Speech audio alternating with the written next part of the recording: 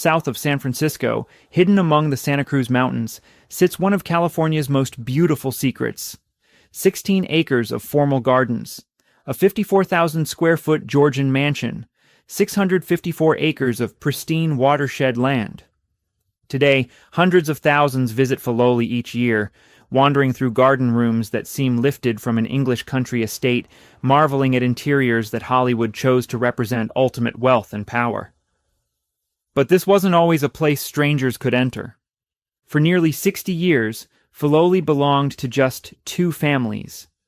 The man who built it controlled the water flowing into every San Francisco home. He owned one of California's richest gold mines. By the time he decided to create this estate, William Bowers Bourne II had already amassed a fortune that would be worth billions today. He had everything money could buy, everything except time. The story of Filoli isn't just about gardens and ballrooms. It's about a man who tried to build paradise while his body failed him. About a daughter who died an ocean away. About a wife who watched her family disappear.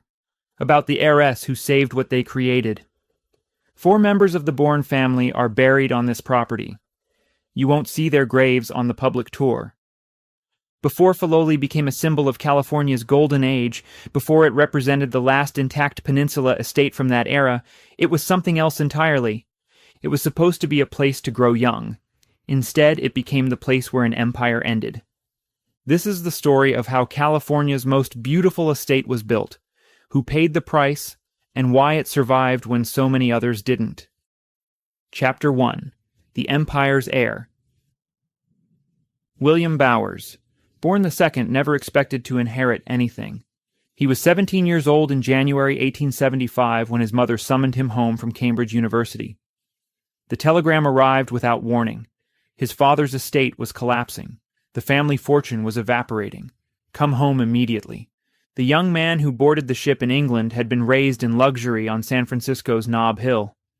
His father, William Bourne Sr., had arrived in California during the gold rush with nothing and built an empire. Mining investments, banking, insurance. The family lived like royalty. But something had gone wrong.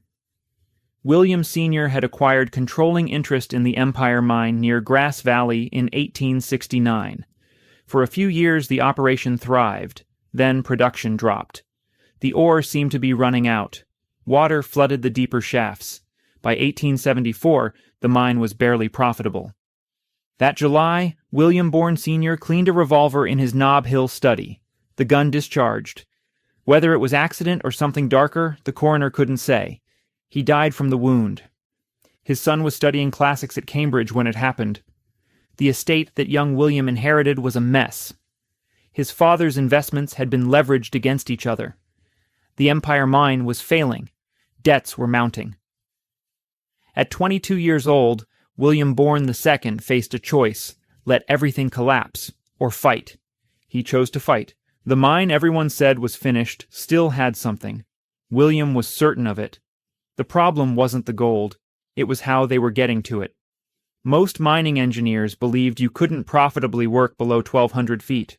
The water seepage was too severe. The costs too high.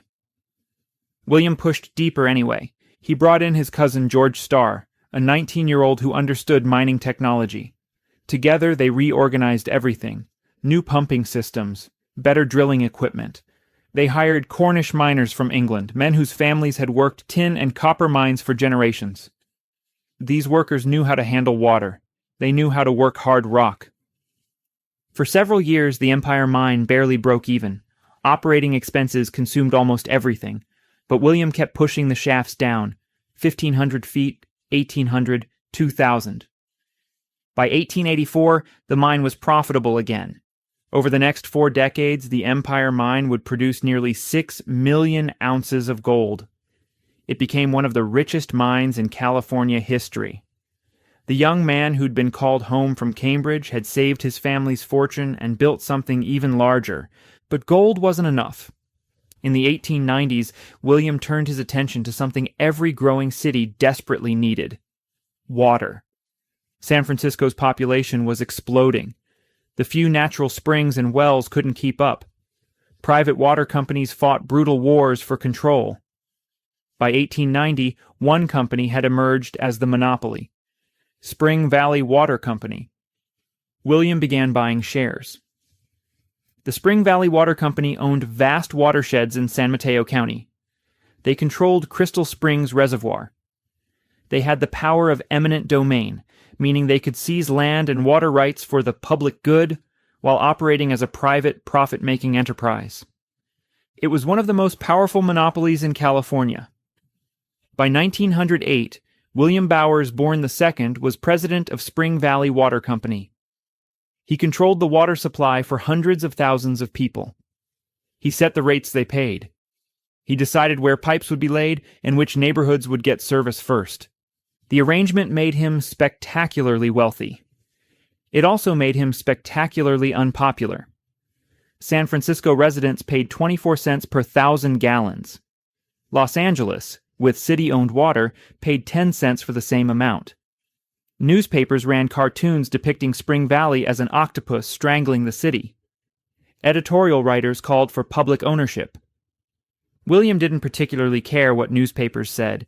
He believed private enterprise did things better than government. He ran Spring Valley Water Company efficiently. The infrastructure worked. The water flowed. But he knew the monopoly couldn't last forever. San Francisco was already planning an alternative, a massive project to dam the Hetch Hetchy Valley and pipe water over 160 miles from the Sierra Nevada mountains. That project would take decades. In the meantime, William controlled something everyone needed. By 1914, William Bowers Bourne II was 57 years old. He owned an estate in San Francisco on Webster Street. He owned the Empire Mine Cottage in Grass Valley.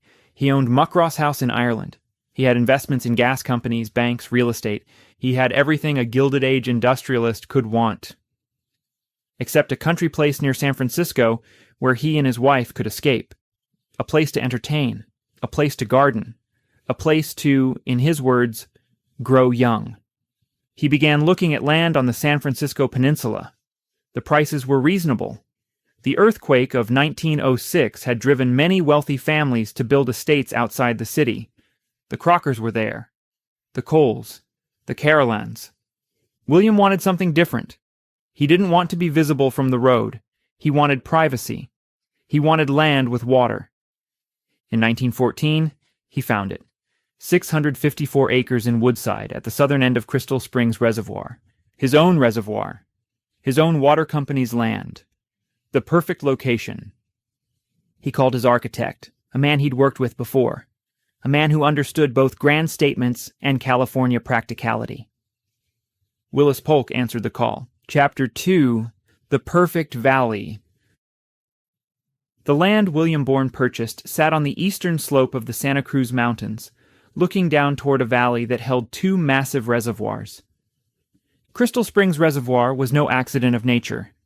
Spring Valley Water Company had built it by damming creeks that once flowed freely to San Francisco Bay. The upper reservoir had been completed in the 1870s. The lower one followed 2 decades later. William knew this land intimately. As president of Spring Valley, he'd spent years overseeing the water system. He'd walked these hillsides. He'd studied the watershed. He knew where springs emerged from the ground and how water moved through the landscape. When he decided to build a country estate, he didn't look at Burlingame or Hillsborough, where other wealthy families were clustering. He looked at his own company's holdings. The site he chose had everything. Mature oak trees hundreds of years old, natural springs feeding into creeks, southern exposure for gardens, views down to the reservoirs and across to the coastal range, 654 acres of privacy. It was also close enough to San Francisco that he could reach it easily, 30 miles by automobile, an hour's drive on improving roads, far enough to feel like escape, near enough to manage his business interests. The timing mattered. The earthquake and fires of 1906 had devastated San Francisco. William's Webster Street mansion survived, but the city felt dangerous now. Unpredictable. The financial district had burned. Thousands were homeless. Reconstruction would take years. Wealthy families who'd lived exclusively in San Francisco began building country retreats. Peninsula estates offered something the city couldn't: stability, space, and safety from future disasters. William was 57 when he started buying the Woodside parcels. His wife Agnes was 53. Their only surviving child, daughter Maud, was already married and living in Ireland at Muckross House, the spectacular estate William had purchased for her as a wedding gift. This wouldn't be a house for raising children. It would be a place for the next phase of life, entertaining friends, hosting musical performances, gardening, living well. William had a philosophy he'd developed over the years. 3 principles that guided him. Fight for a just cause. Love your fellow man. Live a good life. He wanted a name for his estate that captured those ideals. Taking the first 2 letters from the key words of his credo, he created an acronym, F-I from fight, L-O from love, L-I from live, Filoli. The name meant something only to those who understood its origin. To everyone else, it was simply Italian-sounding and elegant, which was fine. William wasn't building this place to explain himself to strangers. The site had one particular feature that fascinated him. Several creeks cut through the property, including one that marked the San Andreas Fault. The earthquake fault that had devastated San Francisco ran directly through his land. Most people would have seen that as a liability. William saw it as part of California's part of the landscape. The fault had been there for millions of years, and would be there for millions more. You built carefully, and you accepted that this was earthquake country. The bigger concern was making the estate self-sufficient. William wanted extensive gardens, which meant irrigation. He wanted fruit orchards. He wanted to produce as much as possible on site rather than depending on outside suppliers. Fortunately, water was the one thing he'd never lack. Springs on the property provided clean water year-round. If that wasn't enough, he quite literally owned the reservoir below. By late 1914, William had acquired all the land he wanted. Now he needed an architect who could design something appropriate. The house had to reflect his position. Georgian style, the architecture of wealth and establishment. But it also had to work in California. That meant accommodating the climate, using local materials where practical, creating something that looked like it belonged rather than like it had been transplanted from Virginia. William had worked with Willis Polk before. Polk had designed the Webster Street Mansion in San Francisco back in 1896. He'd designed the Empire Cottage at the gold mine. He understood William's taste. More importantly, Polk understood how to create buildings that made a statement without shouting. The call went out. Come to Woodside. Look at the site. Design something worthy of the location. Willis Polk arrived, walked the land, and began to imagine. Chapter 3, Willis Polk's Vision. Willis Jefferson Polk was 57 years old when William Bourne asked him to design Filoli. He'd been practicing architecture for 35 years. He'd survived professional bankruptcy, personal tragedy, and the complete destruction of downtown San Francisco in the earthquake and fires. By 1914, Polk was one of California's most respected architects. He designed banks, mansions, office buildings. His Halidi building on Sutter Street featured a revolutionary glass curtain wall. His work on the Palace of Fine Arts for the Panama Pacific Exposition had helped define San Francisco's post-earthquake renaissance. Polk and Bourne had a relationship built on trust. William didn't micromanage. He told Polk what he wanted in general terms, then let the architect work. The Webster Street Mansion had succeeded because Polk understood that William wanted dignity, not ostentation. Filoli would require something different. The site demanded a horizontal composition.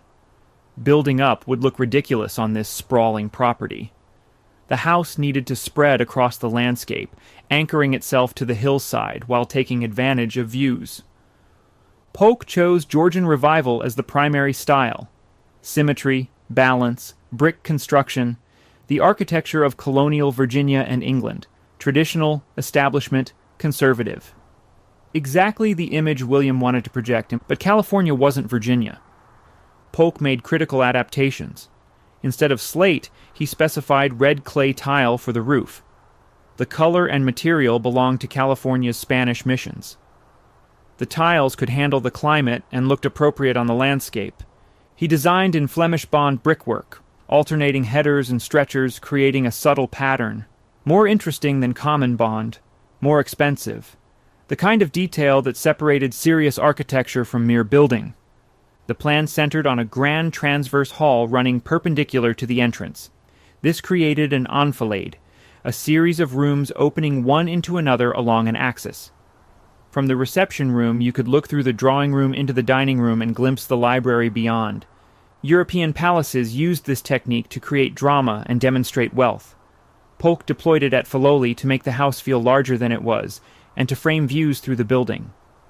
He placed the major entertaining spaces, ballroom, reception room, drawing room, dining room, on the main floor, family spaces upstairs, service areas in the south wing. Everything arranged logically, but designed to impress visitors from the moment they entered. The scale was substantial, 54,000 square feet, 56 rooms, but Polk avoided the grotesque exaggeration of some Gilded Age mansions. No 90-foot-tall entrance halls, no ballrooms that could hold 500 people. Filoli was large, but still felt like a house where people actually lived. Construction began in 1915. The site required extensive preparation, grading to create terraces, foundation work that could handle earthquake loads, bringing in materials and skilled craftsmen. Polk supervised but didn't appear on site daily. He was juggling multiple projects. His office handled the details. The general contractor managed the workers. They used waste rock from the Empire Mine, stone that had come out of the earth when searching for gold, as decorative elements and foundation material. William liked the symbolism. The gold that built his fortune literally became part of the estate. Brick by brick, the house took shape. The Georgian facade emerged. French windows were installed to capture light and frame garden views. Chimneys rose in pairs, arched and elegant. Inside, craftsmen installed parquet floors in different patterns for each major room. Oak in the ballroom, American black walnut paneling in the library, carved moldings throughout, plaster ceilings with subtle details. The ballroom would be the largest room, 32 feet wide, 70 feet long, with a ceiling 22.5 feet high. Not enormous by palace standards, but spacious enough for 100 guests to dance comfortably. Agnes Bourne involved herself in certain details. The music room needed excellent acoustics. She was an accomplished pianist and wanted to host chamber concerts. The kitchen had to be functional for staff preparing meals for large gatherings. William focused on the larger issues, making sure the house connected properly to the gardens he was already planning, ensuring water systems would work, getting the proportions right. By 1917, after 2 years of construction, Filoli was complete. The reported cost exceeded $400,000, equivalent to over $10 million today, but still modest compared to some contemporary estates. Hearst was spending millions building his castle at San Simeon. The Crocker Mansion in Burlingame cost even more. William had built something impressive without being vulgar. Georgian elegance adapted to California, a house that looked like it had always belonged on this hillside. In September 1917, William and Agnes moved in. He was 60 years old. She was 56. Their daughter was living in Ireland. They had perhaps 20 good years left to enjoy what they'd created. William stood on the terrace looking down toward the reservoirs in the valley beyond. His valley, his water, his land. He'd saved the Empire Mine, built Spring Valley Water Company into a force, survived the earthquake, created this estate. He had everything he'd worked for. He had 5 years before the stroke came. Chapter 4. A House for Entertaining. Filoli wasn't built for privacy. It was built to be seen. The moment you entered through the front door, you understood who William Bourne was and what he'd accomplished. The reception room hit you immediately. 2 stories high, paneled in walnut, with a grand staircase rising to the second floor. This was the space where first impressions happened, where Agnes would greet guests arriving for dinner parties or musical evenings, where San Francisco society would gather before moving into other rooms. The enfilade that Polk had designed let you see through multiple rooms at once. Standing in the reception room, you could look straight through the drawing room and glimpse the dining room beyond. The sight lines were deliberate. You were meant to want to explore further. The drawing room served as a transitional space between entrance and dining. Linen-covered walls gave it a softer feel than the walnut-paneled reception room. A Carrara marble fireplace, deliberately underscaled, created an intimate seating area. But the room's real purpose was circulation, getting guests from one place to another while maintaining the illusion of spontaneous elegance. Then came the dining room, dark-stained oak paneling from floor to ceiling, hand-carved moldings, a table that could seat 24. This was where William demonstrated he'd arrived at the pinnacle of California society. Dinner parties at Filoli followed strict protocol.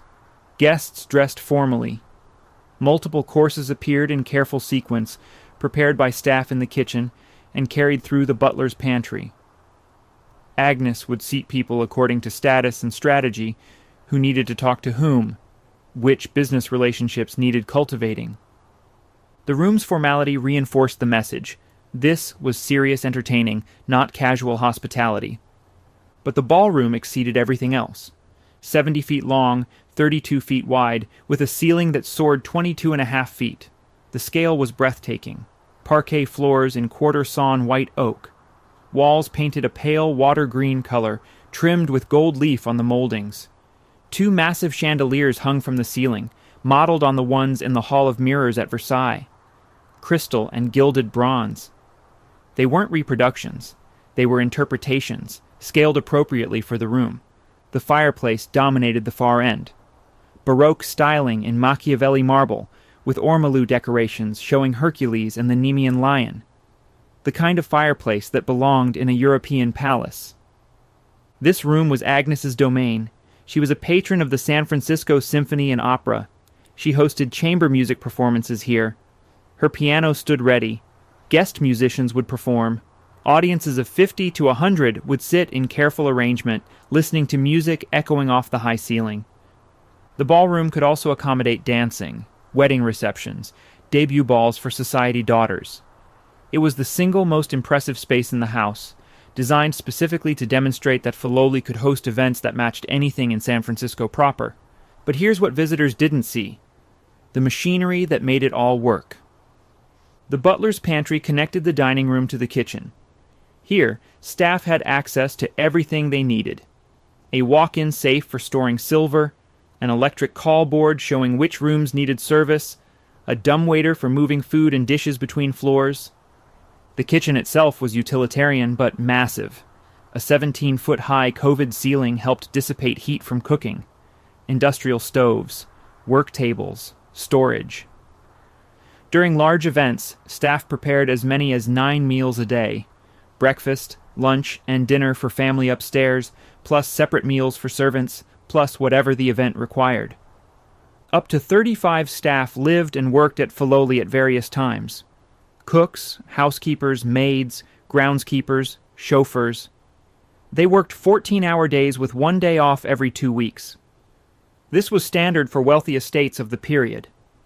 The servants' quarters occupied the south wing. Small rooms, shared bathrooms, basic furnishings. These spaces weren't meant to be seen by guests. They were purely functional. The separation between public and private spaces was absolute.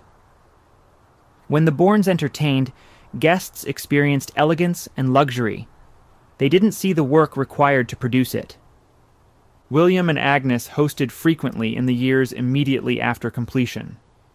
Musical evenings, dinner parties for business associates, weekend gatherings for friends from San Francisco. The house performed exactly as designed. It impressed everyone. It confirmed William's position at the top of California society. It demonstrated that he could build something worthy of his fortune. For a few years, everything worked perfectly. The ballroom filled with music. The dining room hosted elegant dinners. The reception room welcomed the elite of San Francisco. Agnes played piano for guests. William discussed business with associates in the library. They used the house the way it was meant to be used. And then, in the summer of 1921, everything changed. William was 64 years old. He'd been feeling odd, headaches, occasional dizziness. Nothing dramatic. Nothing that seemed serious. Until the stroke hit. Chapter 5. Designing the Gardens. While Willis Polk was building the house, William Bourne was planning something equally ambitious outside. 16 acres of formal gardens. Not English cottage gardens with romantic disorder, not Japanese meditation spaces. Formal gardens in the grand European tradition. Geometry, symmetry, structure. William knew what he wanted. Garden rooms that connected to the house architecturally, creating a unified vision. He wanted spaces for different purposes. Entertaining, strolling, quiet contemplation, growing flowers and vegetables. What he needed was someone who understood garden architecture. Bruce Porter got the call in 1917. Porter was 54 years old, a Renaissance figure in San Francisco's art world. He painted murals. He designed stained glass windows. He created gardens for wealthy clients. He'd survived the earthquake and helped rebuild the city's cultural institutions.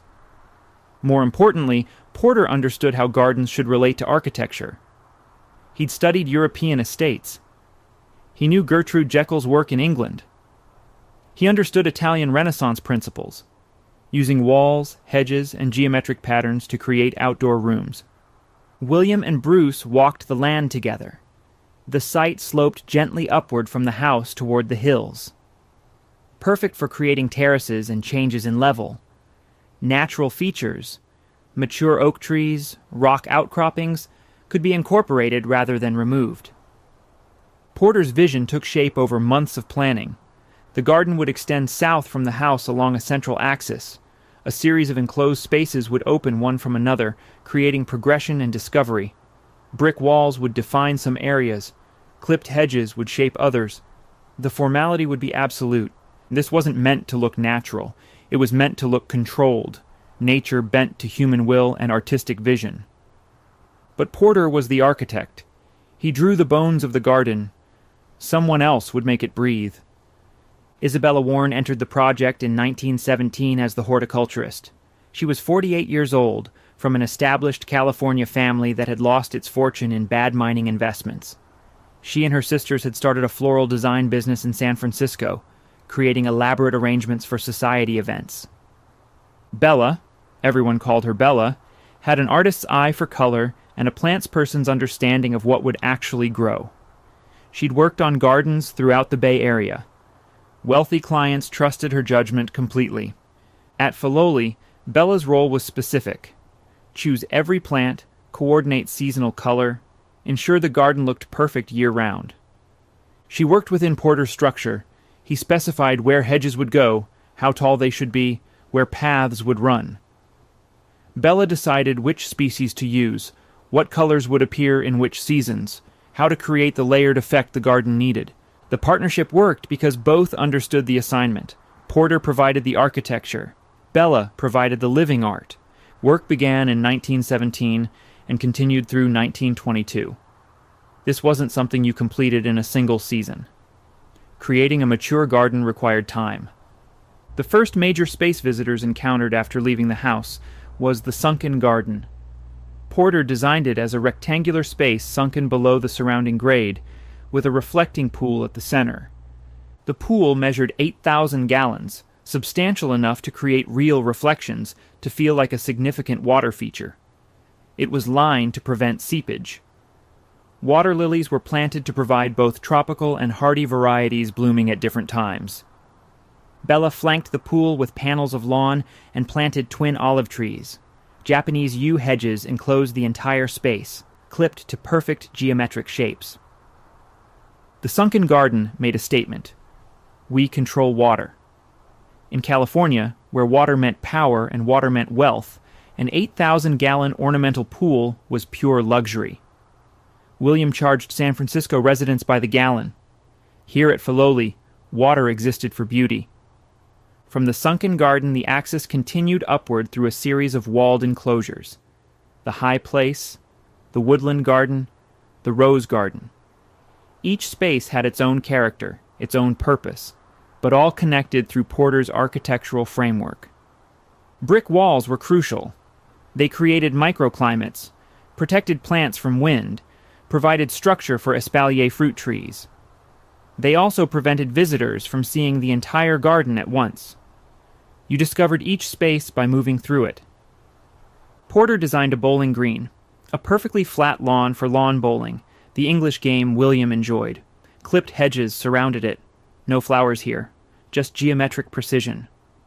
He created a walled garden divided into sections like a giant garden quilt.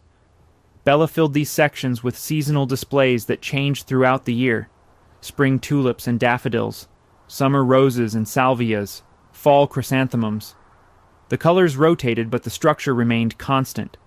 One of William's specific requests was incorporating Irish yews at Filoli.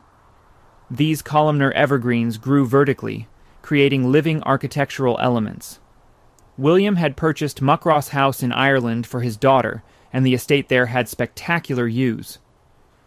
Bella arranged for cuttings to be taken at Muckross, grown at the Empire Mine Cottage in Grass Valley, then transported to Filoli. 210 Irish yews eventually lined pathways and created alleys throughout the garden. Every time William walked these paths, he would see plants that connected Filoli to his daughter's estate in Ireland. A living link across an ocean. The gardens required constant maintenance. Hedges needed clipping to maintain their geometry. Flowers had to be deadheaded and replaced seasonally. Lawns needed mowing. Paths needed weeding. By the late 1920s, Filoli employed 12 full-time gardeners. The head gardener, Louis Mariconi, lived on site and supervised the work. He would remain at Filoli for 50 years. Bella Warren continued overseeing the plantings and color schemes. She visited regularly, making adjustments, ordering new plants, ensuring everything met her standards. The garden that emerged from this collaboration was unlike anything else in California. It combined Italian Renaissance structure with English planting traditions and California plants. It looked both ancient and contemporary. It felt European, but belonged completely to this landscape. By 1922, the bones were in place. The garden was still young. Hedges needed years to fully mature, trees needed time to grow. But the vision was clear. William could stand at the top of the garden, looking down past the terraces and walls and hedges toward the house, with Crystal Springs Reservoir sparkling in the distance. He'd created what he set out to create, a place of beauty, a place to grow young. Except he was sitting in a wheelchair. The stroke had come the previous summer. William Bowers Bourne II would never walk through his gardens again. Chapter 6. The Irish Connection. Maud Bourne was born in 1883, the second child and only daughter to survive infancy. An older brother had died at 1 day old. For the rest of her life, Maud would be the center of her parents' attention. She grew up in the Webster Street mansion in San Francisco, educated by private tutors, trained in music and art and languages. Everything expected of a wealthy daughter. Her father was busy building the Empire Mine fortune. Her mother was active in San Francisco society and the arts. By 1910, Maud was 26, dangerously close to being considered an old maid by the standards of the time. She needed to marry, and marry well. That spring she met Arthur Rose Vincent. Arthur was from County Clare, Ireland. His family had connections but limited money, the common situation for Irish gentry in the early 20th century. Large estates required constant maintenance.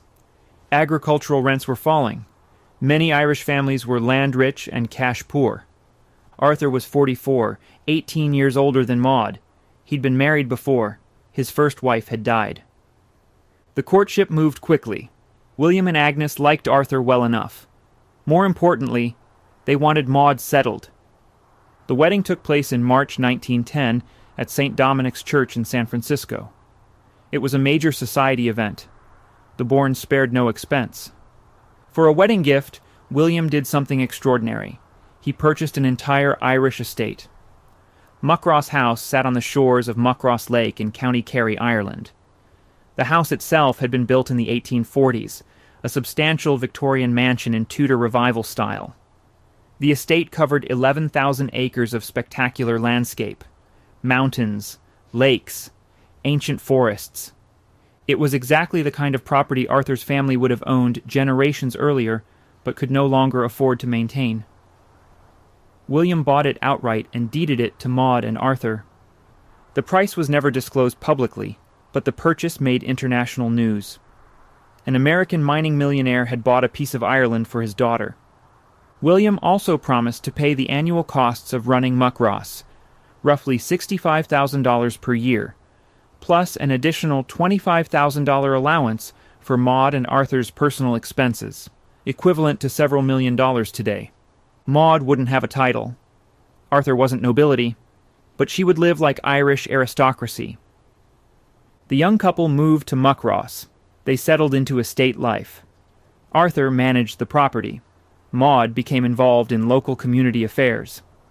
In 1911, Maud was presented at the court of St. James, a formal introduction to British royalty that confirmed her elevated social status. For William, the Irish connection meant something beyond just securing his daughter's future. Muckross House became a model for what he wanted at Filoli. The estate gardens at Muckross featured yews, ancient, massive specimens that had been growing for decades.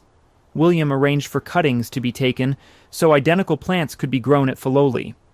He visited Muckross several times in the years after Maud's marriage. He walked the grounds. He saw how an established estate functioned. He brought those ideas back to California. But then came the stroke in 1921.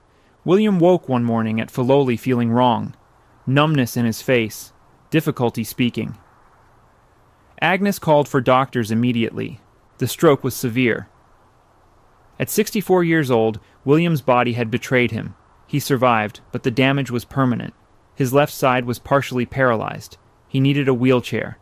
His speech was affected, though his mind remained sharp. He would never travel to Ireland again.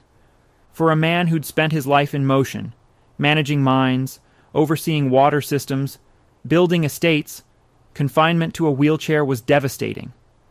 The gardens he'd created were still accessible, at least partially. Staff would wheel him to viewing points, but the freedom to explore was gone. William missed Muckross. He missed walking those Irish gardens. He missed seeing his daughter. In 1921, he commissioned Ernest Peixoto to paint a series of murals for Filoli's ballroom. Peixoto was a well-known American painter, 50 years old, who'd worked extensively in Europe. He'd painted murals for other California estates. He understood what William wanted. Large-scale canvases depicting Muckross House and its surrounding landscape. Peixoto created the paintings in his San Francisco studio, working from photographs and descriptions. He painted atmospheric Irish scenes, mountains shrouded in mist, lakes reflecting gray skies, the house itself nestled in the landscape. The finished canvases were enormous. They were installed in the ballroom in 1921, covering large sections of the walls. Now William could sit in his ballroom and look at Ireland. He couldn't travel there, but he could see it. Every time he was wheeled into that room, he saw his daughter's estate. Maud visited Filoli when she could, crossing the Atlantic by ship, a journey that took weeks. But her life was in Ireland now. She had responsibilities there. The years passed. William continued suffering small additional strokes. His condition gradually worsened. He remained mentally alert, but physically weakened. Agnes cared for him while maintaining the estate. She continued hosting smaller gatherings when William felt able. She kept the gardens maintained to his standards. Every morning, weather permitting, staff would wheel William to a specific spot at the top of the garden. From there, he could see down past the terraces toward the house, with the reservoirs and valley spread beyond.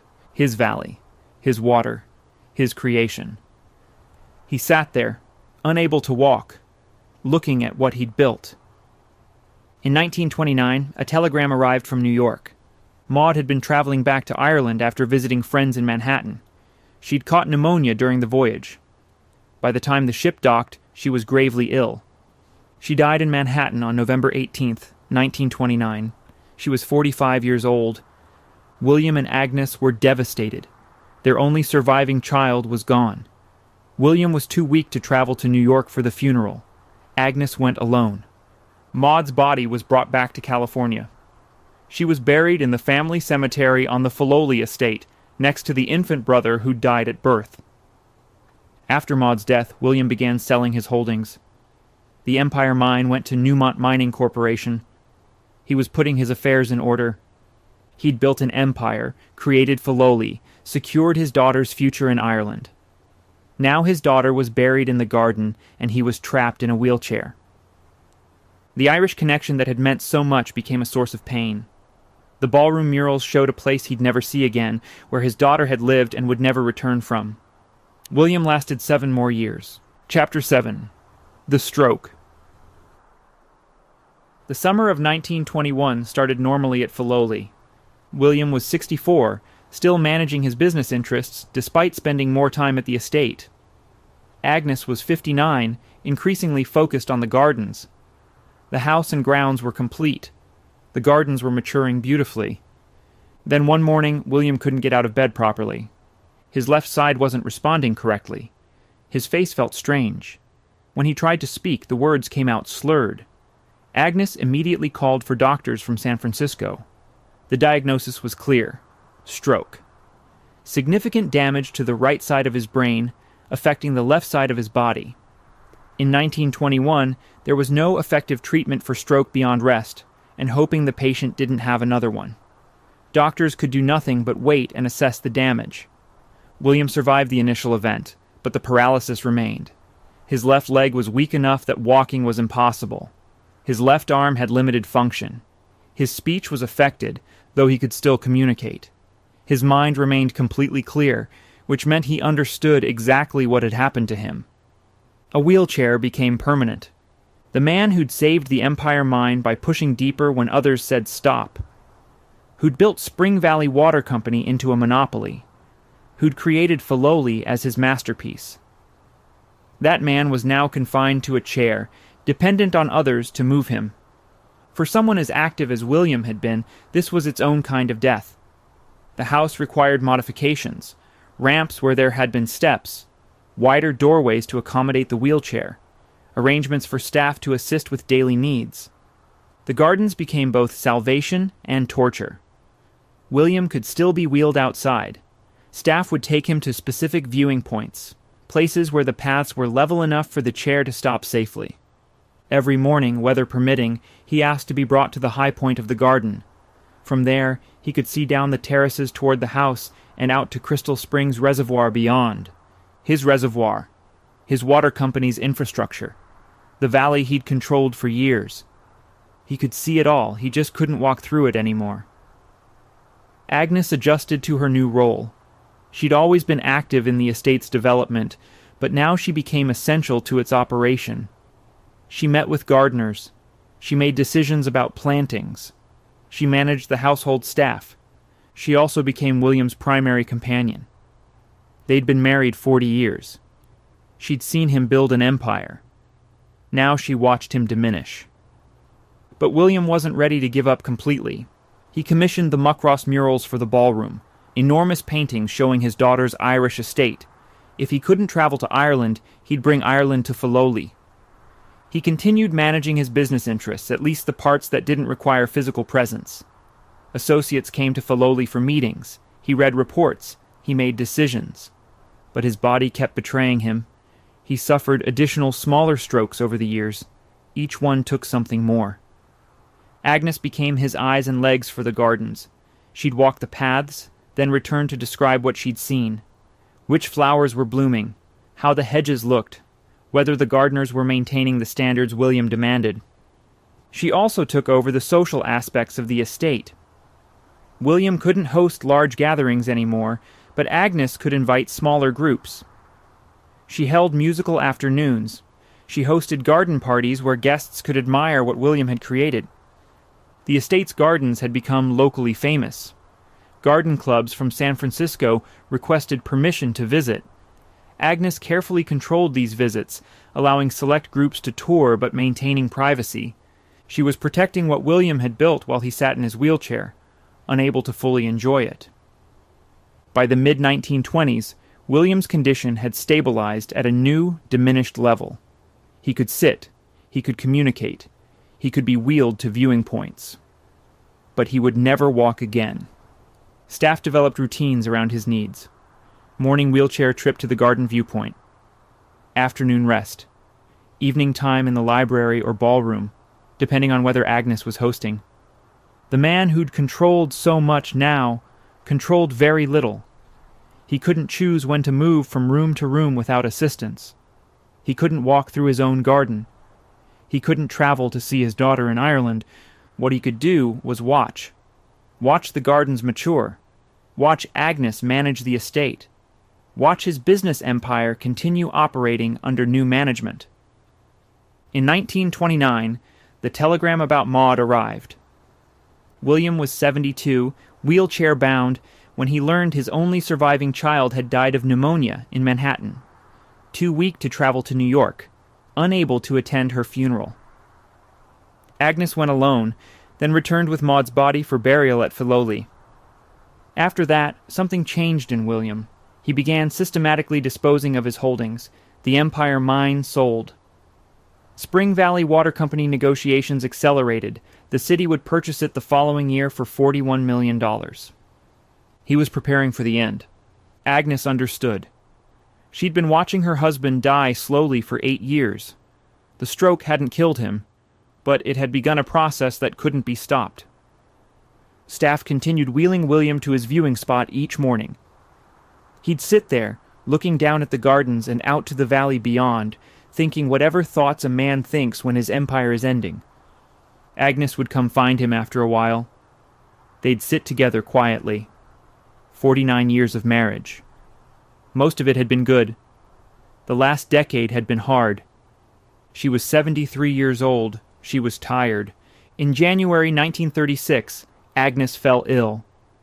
The details aren't clear in the records.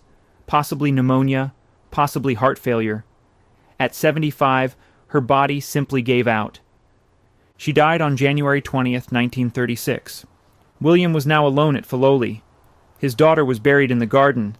His wife of 54 years was gone. He was 78 years old, confined to a wheelchair. In a 56-room mansion he could barely navigate. He lasted 6 months. On July 5th, 1936, William Bowers Bourne II died at Filoli. The official cause was listed as complications from his long-term paralysis and multiple strokes. He was buried in the family cemetery on the estate next to Agnes and Maud. 4 members of the Bourne family are in that cemetery: William, Agnes, Maud, and the infant son who died in 1882, whose body had been moved to Filoli from its original burial site. The estate William built to grow young had become the place where his family ended. Chapter 8, The End.